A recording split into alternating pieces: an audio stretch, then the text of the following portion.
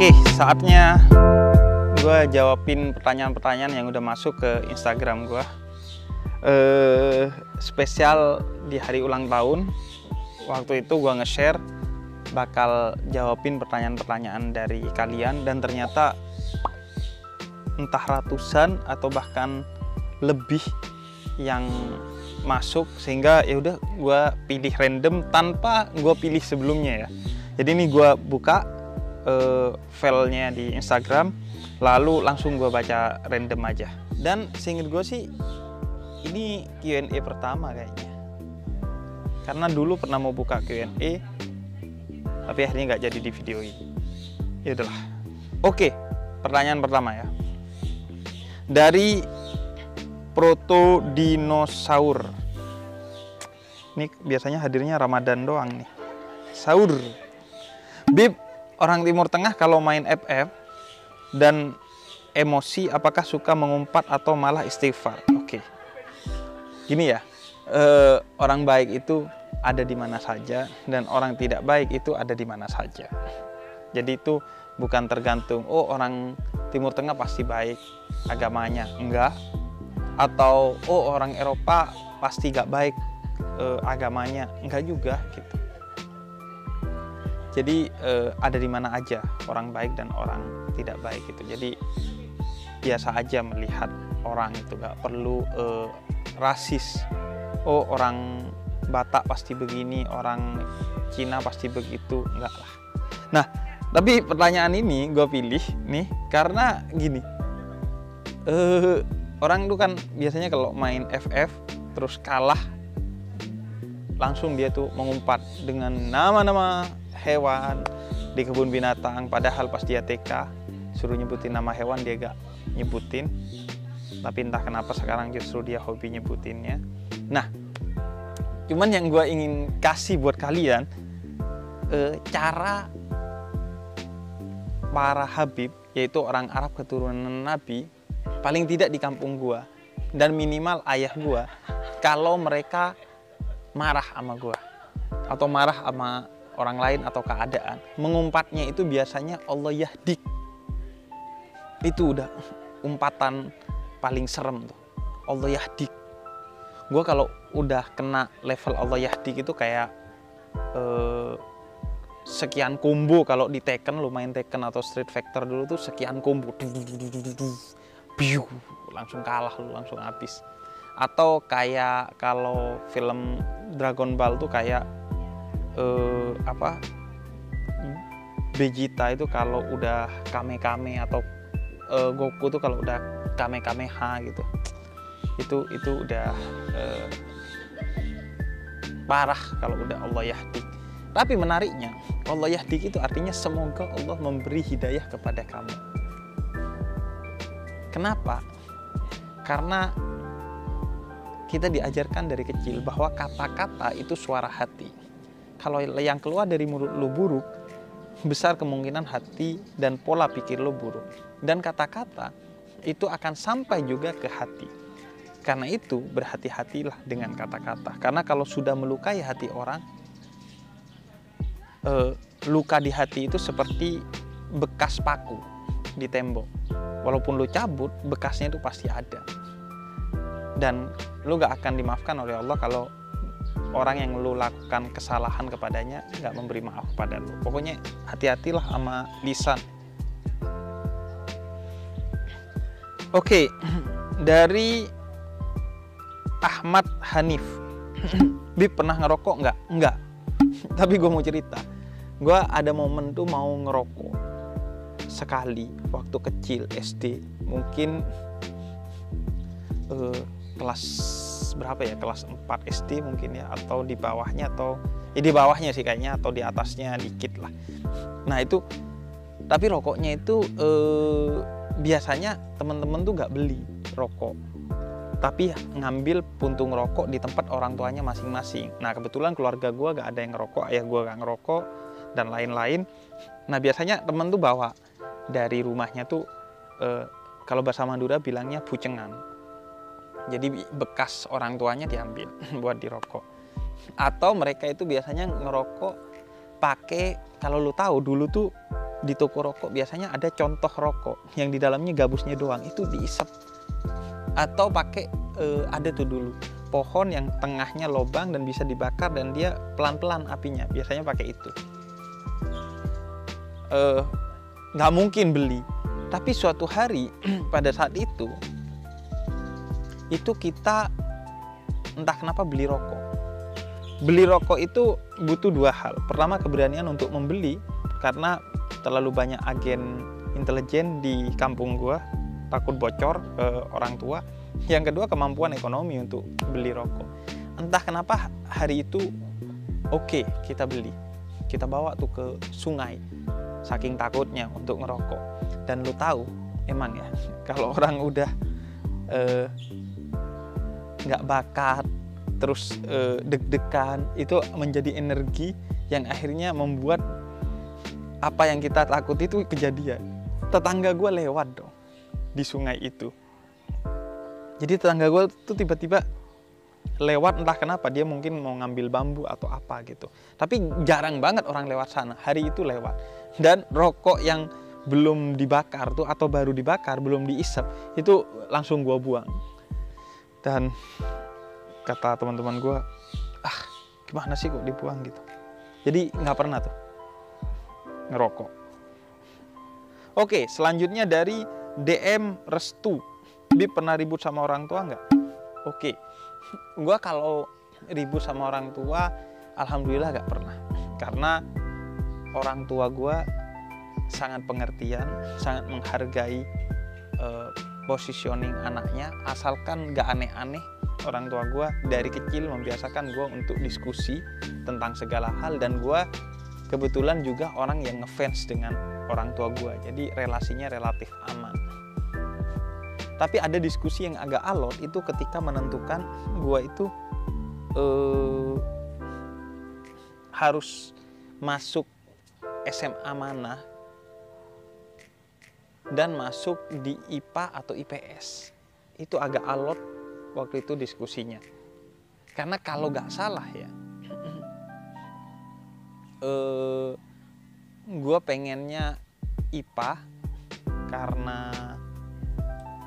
gue lumayan jago lah IPA. Sama orang tua pengennya IPS karena orang tua emang menggiring gue untuk menjadi pendakwah, dan IPA itu relatif bukan keilmuan yang dibutuhkan untuk dakwah. Tapi kalau IPS kan ada antropologi, sosiologi, dan lain sebagainya, sejarah yang dibutuhkan juga dalam dakwah. Seingat gue itu kalau nggak nentuin SMA mana, itu adalah nentuin IPA IPS. Nah, ini lagi dari ala.hadarnya. Tips tidak khawatir soal masa depan, Bib. Masa depan itu milik Tuhan, masa lalu itu milik sejarah. Masa depan itu 1 detik di depan lu, masa lalu itu 1 detik di belakang lu. Yang lu miliki adalah detik ini. Nah, detik ini nih. Nah, ini detik ini. Iya, detik ini. Pokoknya tiap detik yang lu jalani itu yang milik lu. Maka kalau lu khawatir masa depan lu kenapa-kenapa, atau overthinking tentang masa lalu lu yang jelek, yang harus lakukan oleh lu adalah menghadirkan diri lu secara penuh di detik ini untuk melakukan hal-hal yang positif dan bermanfaat agar masa lalu lu yang buruk tidak terulang di masa kini, dan masa depan lu terjamin positif karena masa depan itu ditentukan oleh apa yang lu lakukan hari ini atau detik ini. Jadi nggak perlu terlalu khawatir tentang sesuatu yang lu nggak punya kendali atasnya. Itu kalau dalam filsafat Stoa. Jadi sesuatu yang lu gak punya kendali ya udah. Oke, dari R Fatah Kausar. Bib, pernah nggak temen ultah terus diceplokin terus tinggal pulang? Terus terang kalau di tradisi kampung Arab itu gak ada tradisi begituan. Bahkan tradisi merayakan ulang tahun aja nggak ada tuh. Kalau dulu ya, kalau sekarang kayaknya ada buat bocah-bocah biasanya. Terus gue mengenali tradisi merayakan ulang tahun tuh di SMA. Karena SMA negeri dan itu udah beranjak dewasa, ada Sweet 17 lah dan lain sebagainya. Jadi mulai ada perayaan, termasuk diceplokin telur tuh di kepala. Dan gue nggak pernah suka itu, nggak pernah setuju itu, dan nggak pernah menganggap itu asik gitu. Apa? Jadi gue bingung aja sih ngelihat tradisi itu. Maksudnya apa ya maksudnya? Karena gue tuh pernah naik Gunung Kawaijen dan itu ada belerangnya kan, dan bau belerang itu ketika masuk ke pakaian itu ceket banget, nggak hilang-hilang, bahkan sampai bajunya harus dibuang. Dan gue bayangin telur tuh nempel di baju, di rambut, itu kan jadi lama ya hilangnya, jadi amis gitu. Walaupun sebenarnya yang sejatinya amis yang nyeplokin sih, bukan yang diceplokin. Anyway, gue nggak pernah gitu-gitu, dan gue kayak cuman ngelihat dari jauh terus. Oke, kita lanjut ke Givariar _ cara menjadi orang penyabar, Ustadz. Sabar itu identitas utama yang dimiliki oleh para nabi. Para nabi itu dikenal sebagai seorang yang penyabar. Dan sabar itu dalam Al-Quran menyebabkan kebaikan yang kita lakukan itu dilipat gandakan secara tidak terbatas oleh Tuhan. Kisah para nabi itu kisah kesabaran. Kisah kesabaran Nabi Ayub, kisah kesabaran Nabi Musa menghadapi Fir'aun, kisah kesabaran Nabi Ibrahim menghadapi Namrud, kisah kesabaran Nabi Muhammad menghadapi orang Taif dan musuh-musuhnya yang menuduh Nabi Muhammad dengan berbagai hoax dan perlakuan fisik yang buruk hingga mau membunuh Nabi Muhammad. Nabi Nuh itu sabar 950 tahun. Jadi kisah para nabi itu kisah kesabaran. Maka itu motivasi pertama dan utamanya. Karena kita ingin menjadi orang yang mulia di sisi Tuhan, yaudah kita tahan tuh sabar. Walaupun kita pengen, yaudah kita tahan. Kemudian yang kedua sih menurut gue gini, kan gue juga bukan penyabar ya. Hanya terlihat sabar saja di kamera. Tapi aslinya kan ya enggak lah. Cuman kita paling tidak sama-sama punya komitmen dan upaya untuk menjadi orang yang lebih sabar dan lebih sabar lagi setiap saat. Nah, menurut gua tipsnya adalah dengan gini. Lu selalu ingat bahwa ketika lu gak sabar dan meluapkan amarah lu, sepersekian detik setelah amarah itu luap atau ketidaksabaran itu terjadi, saat itu juga lu pasti akan menyesal. Gue belajar saat remaja dulu sama orang tua gue, khususnya ibu gue. Kadang gue ngomel-ngomel, marah bahkan, karena gue lagi buru-buru mau main terus diminta suruh beli ini, suruh beli itu. Nah, ketika gue marah sama ibu gue dan karena itu gak sabar, gue tuh langsung nyesel, dan hari itu langsung menjadi hari yang buruk. Bukan hanya gue akhirnya gak main, tapi menjadi hari yang buruk dan melelahkan. Nah, gue tuh sering, yaudah gue inget-inget itu aja biar gue sabar gitu. Karena orang gak sabar itu yang pertama dan utama rugi itu adalah diri kita sendiri. Hari lu akan hancur. Bahkan mungkin bulan lu, tahun lu, atau seumur hidup lu akan hancur ketika ada kondisi di mana lu meluapkan ketidaksabaran lu. Selanjutnya dari _kepon_, pernah ngelakuin hal nakal apa yang menurut Habib udah paling nakal dan gak akan diulangin? Tonton obrolan gue sama Pras Teguh, gue cerita di sana. Oke, kita lanjut dari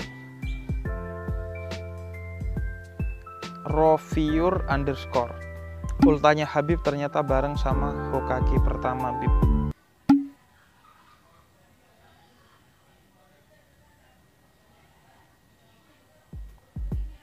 Gue gak tahu Hokage pertama itu apa, dan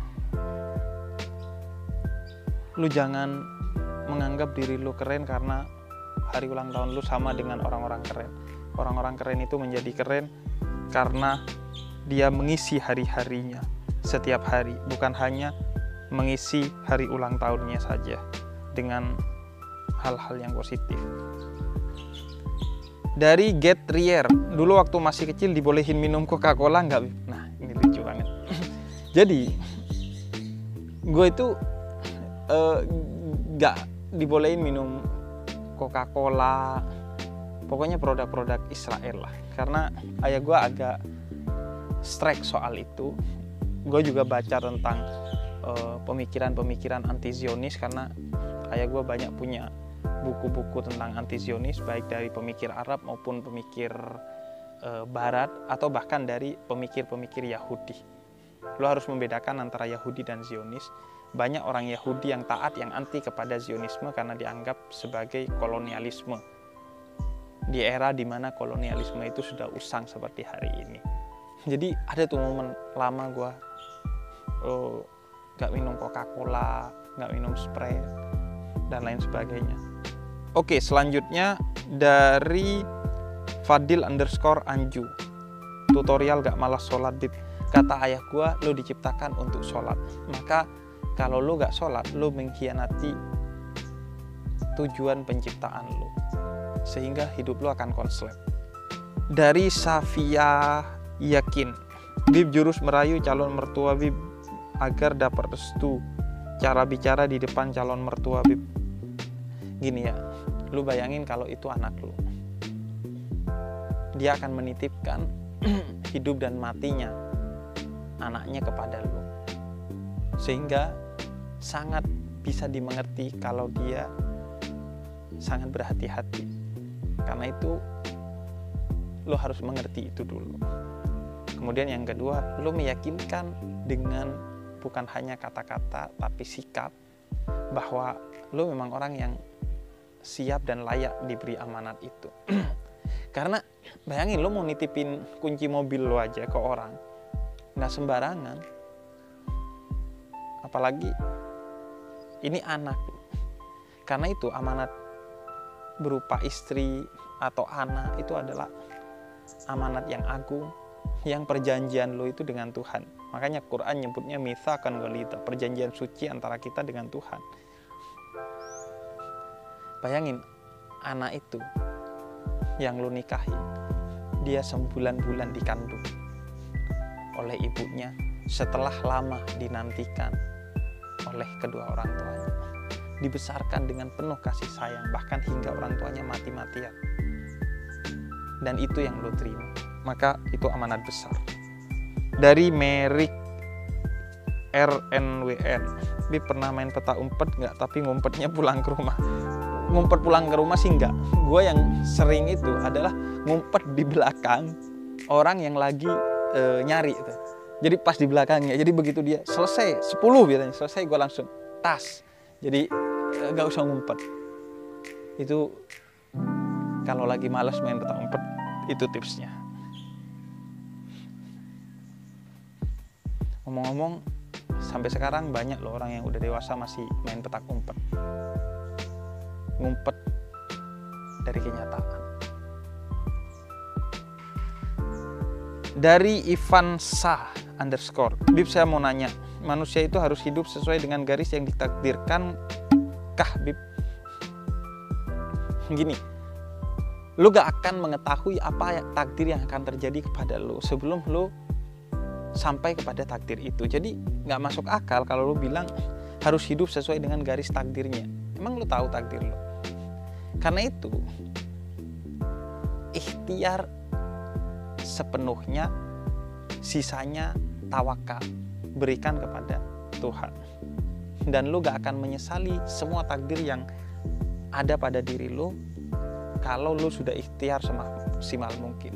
Kalau belum ikhtiar semaksimal mungkin, ketika ada takdir yang kurang nyaman, lu akan berpikir, seharusnya gue begini, andai gue begitu. Tapi kalau udah maksimal ikhtiarnya, gak akan muncul tuh overthinking tema tersebut. Jadi soal takdir itu paling gampang belajar dari kereta listrik. Listriknya itu dari Tuhan. Artinya lu gak akan bisa melakukan apa-apa tanpa nikmat dari Tuhan, pangan dan lain sebagainya. Tapi masinisnya itu adalah kita sendiri. Jadi kalau itu kereta tabrakan, yang salah itu kita, bukan listriknya. Tapi tanpa listrik kereta itu gak jalan. Kira-kira begitulah. Dari Haris_Ramadana, pernah nuker sendal pas Jumatan gak Bib? Ke yang lebih bagus? Tentu dong, masa ke yang lebih buruk? Tapi gue gak pernah. Karena orang tua gue dari kecil sangat mewanti-wanti itu. Dan belakangan gue baru tahu bahwa jangankan mencuri, gosop aja, mengambil dalam jangka waktu tertentu untuk kemudian dikembalikan aja, itu dosa yang serius. Tapi gini, gue tuh biasanya diberi tips oleh ibu gue bagaimana agar sendal gue gak hilang. Yang pertama adalah sendal itu dipisahkan jauh. Yang satu di sini, di ujung barat masjid, yang satu di ujung timur. Atau yang kedua, dipisahkan tapi gak perlu jauh, asalkan yang satu dibalik, yang satu posisinya bener. Jadi orang gak langsung bisa menilai itu, oh ini pasangannya ini. Atau yang ketiga, ini yang paling sering, gue dulu itu pakai yang namanya pecak kalau dalam bahasa Madura, atau bangkia. Nah, kalau bangkia masih hilang, itu maling yang nerakanya kayaknya udah ultimate tuh. Tapi gini, menariknya kata ibu gua, tapi kalau sendal lo hilang, lo ikhlasin aja. Karena yang nyuri pasti orang yang butuh atau yang ingin. Dan dengan lo ikhlasin, lo udah bahagiain dia. Dari D.2201_, duduknya geser dikit Beb.